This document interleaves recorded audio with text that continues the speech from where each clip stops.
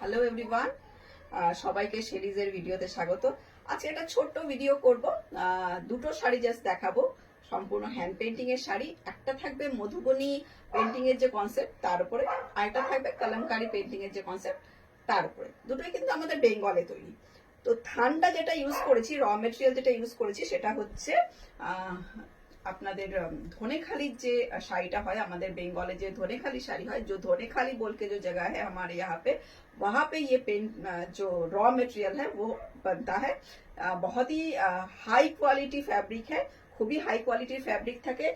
Red colour का border इसमें मैंने यूज किया है। रेड कलर का बॉर्डर जो है ये वीविंग में है, দুটো যে পাড় আছে দুটোই কিন্তু উইভিং এ যাচ্ছে। আর এটাকে আমরা ভেলভেট বর্ডার ধনেখালি শাড়ি বলি। তো শাড়িটা আমি দেখিয়ে দিচ্ছি, এটা মধুবনী পেন্টিং এর যে কনসেপ্ট সেটাতে করা। এটা হচ্ছে আঁচল, দিস ইজ দ্য